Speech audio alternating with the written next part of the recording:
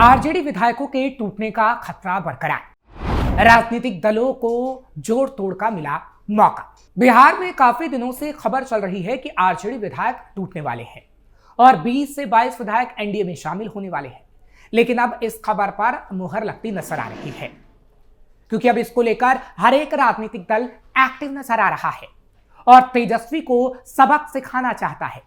और तो और अब प्रशांत किशोर भी इस मामले में कूद गए हैं, जिसके बाद इतना तो तय है कि विधायक अब पाला तो बदलेंगे और आरजेडी पूरी तरीके से टूट जाएगी।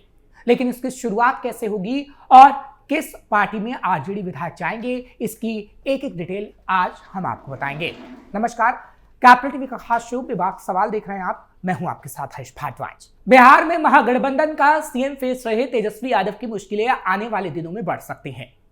महागठबंधन को नया स्वरूप देने के लिए जन स्वराज पार्टी के नेता प्रशांत किशोर सक्रिय हो गए हैं। शपथ लेने के बाद तेजस्वी जिस तरह गायब हुए और आरजेडी नेताओं ने कांग्रेस को उसकी ताकत और औकात का एहसास कराना शुरू किया, वो उसके नेताओं को नागवार गुजरा। प्रशांत किशोर इसका फायदा उठाने की कोशिश में जुट गए हैं। बिहार में चुनाव खत्म हुए 2 महीने इस 14 जनवरी को पूरे हो जाएंगे, यानी खरमास के बाद।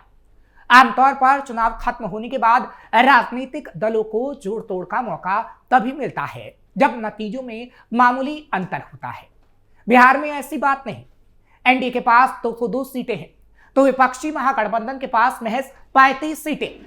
इसके अलावा विपक्ष की 2 और पार्टियों को कुल 6 सीटें मिली, यानी सरकार पलटने का कोई बड़ा कारण प्रत्यक्ष रूप से नहीं दिखता। इसके बावजूद रह रहकर सरकार बदलने के शिगुफे महागठबंधन के अग्रणी दल राष्ट्रीय जनता दल के नेताओं की ओर से आते रहते हैं। हालांकि अब राजद के नेतृत्व वाले महागठबंधन में फूट के संकेत मिलने लगे हैं। राजद कांग्रेस में मन मुठव्वल। चुनाव नतीजे आने के बाद तेजस्वी यादव ने अपने को सबसे पहले नेता प्रतिपक्ष घोषित करा दिया। विधायकी की शपथ लेने के बाद सदन से वो गायब हो गए। बाद में पता चला कि वो विदेश की सैर के लिए निकले हैं। सत्ता पक्ष इसके लिए उनकी आलोचना तो कर ही रहा था, विपक्ष में भी इसे लेकर खिचड़ी पकने लगी। चुनाव में तीसरा कोण बनाकर मैदान में उतरे जनसुराज पार्टी के संस्थापक प्रशांत किशोर भी कुछ दिनों के लिए बिहार से बाहर चले गए। कांग्रेस और आरजेडी के नेता आपस में ही उलझने लगे। राजद के प्रदेश अध्यक्ष मंगनीलाल मंडल ने कांग्रेस की ताकत और औकात बताई तो कांग्रेस के प्रदेश अध्यक्ष राजेश राम भी पीछे नहीं रहे। उन्होंने भी राजद को ललकार दिया। प्रदेश अध्यक्षों की बयानबाजी। राजद के प्रदेश अध्यक्ष मंगनीलाल मंडल ने कई बार कांग्रेस की ताकत और औकात पर जिस तरीके से सवाल उठाए हैं, उसके बाद हमने देखा है कि किस तरीके से बवाल उठा और कांग्रेस ने भी राजद के ऊपर कई सवाल उठाए। चुनौतियां दी गई कि अगर कांग्रेस अकेले लड़ना चाहती है तो जाए, किसने रोक रखा है। जब ऐसा आरजेडी ने कहा तो कांग्रेस ने भी अपनी ताकत दिखाने की ठान ली, जिससे महागठबंधन में सरफुटौल नजर आ रहा है। हालांकि महागठबंधन की हार की जिम्मेदारी राजद नेता कांग्रेस की कमजोर संगठन और प्रदर्शन पर डाल रहे हैं। उनका कहना है कि कांग्रेस महागठबंधन के लिए बोझ बन गई है। आरजेडी नेताओं के तंज पर कांग्रेस के नेता कैसे चुप बैठते। तभी पार्टी के प्रदेश अध्यक्ष राजेश राम ने भी जवाब दिया कि राजद के साथ कांग्रेस का गठबंधन सिर्फ चुनावी था, संगठनात्मक नहीं। चुनाव खत्म होने के बाद गठबंधन का सवाल ही अप्रासंगिक है। कांग्रेस ने इस मुद्दे पर पटना से दिल्ली तक समीक्षा बैठकें की तो उसमें भी शकील अहमद खान, अजीत शर्मा जैसे नेताओं ने आरोप लगाए कि राजद का सहयोग नहीं मिलने के कारण कम सीटें आई, सीट शेयरिंग में देरी हुई और फ्रेंडली फाइट को कांग्रेस नेता नुकसान की वजह बताते हैं। राजद को तेजस्वी से उम्मीद नहीं। महागठबंधन में 7 पार्टियां राजद, Congress, CPI, CPM, CPI, ML, Indian Inclusive Party यानी आईआईपी और वीआईपी शामिल है। राजद के पास 25 सीटें हैं तो कांग्रेस के पास 6, बाकी के पास सम्मिलित रूप से 4 सीटें हैं। वीआईपी का तो खाता ही नहीं खुला, यानी तेजस्वी यादव के नेतृत्व में महागठबंधन ने चुनाव लड़कर 243 में सिर्फ 35 सीटें जीती। महागठबंधन से इतर विपक्ष की 2 पार्टियों में असदुद्दीन ओवैसी की एआईएमआईएम ने अपने दम पर 5 सीटें जीती तो मायावती की बहुजन समाज पार्टी यानी बसपा का एक उम्मीदवार जीत गया। सहयोगी दलों का मानना है कि तेजस्वी यादव को समन्वय की जवाबदेही तो मिली, लेकिन वो विफल रहे।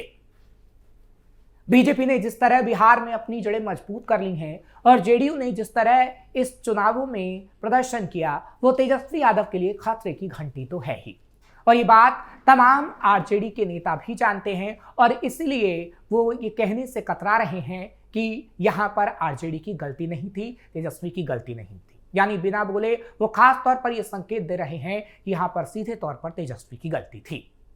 प्रशांत किशोर को अब भी उम्मीद। अब प्रशांत किशोर के नेतृत्व वाली जनसुराज पार्टी ने विधानसभा चुनाव में जीतने उम्मीदवारों को उतारा था, सबकी जमानत जब्त हो गई। एनडीए के खिलाफ मजबूती से मैदान में उतरे महागठबंधन की दुर्गति जग जाहिर है। इसके बावजूद प्रशांत किशोर अब हार नहीं मान रहे हैं। उन्हें लगता है कि तेजस्वी यादव के फ्लॉप होने के बाद लोग उनकी ओर आकर्षित होंगे, इसलिए कि एनडीए और विपक्ष को मिले वोटों का अंतर ज्यादा नहीं है। एनडीए को करीब 47% वोट मिले तो महागठबंधन को लगभग 37% मत प्राप्त हुआ है, यानी वोटों का अंतर महज 10% रहा। प्रशांत किशोर का मानना है कि अगले चुनाव में इस फासले को पाटा जा सकता है।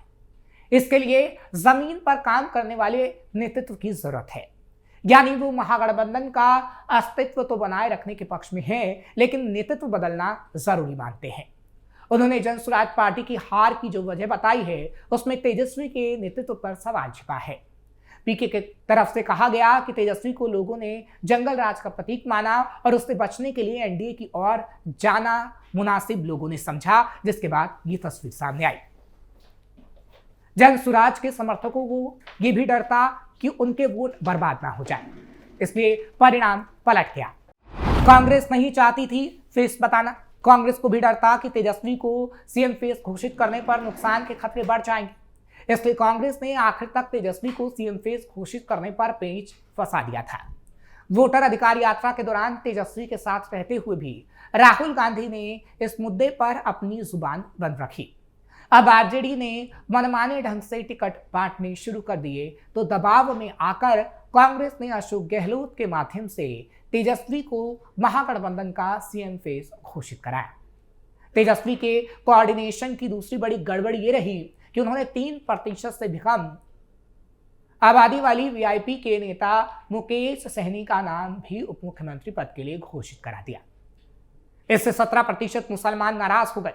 कांग्रेस मुसलमानों की हिमायती रही है।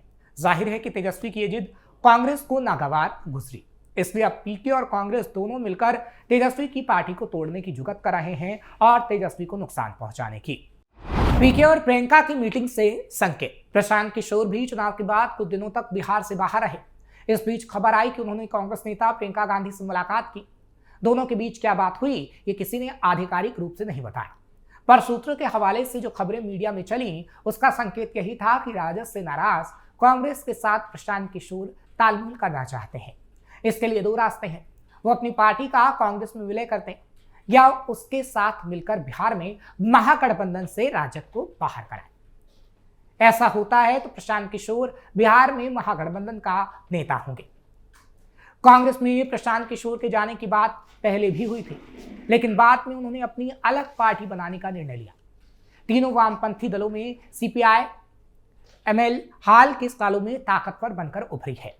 माले महासचिव दीपांकर भट्टाचार्य की ट्यूनिंग कांग्रेस से अच्छी है। राहुल गांधी उनकी बात मानते भी हैं।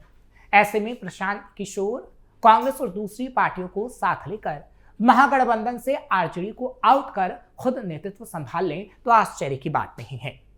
और इसलिए यह स्थिति बन रही है कि वो पार्टी को आगे आने वाले समय में तोड़ेंगे भी और तेजस्वी यादव को नुकसान भी पहुंचाएंगे।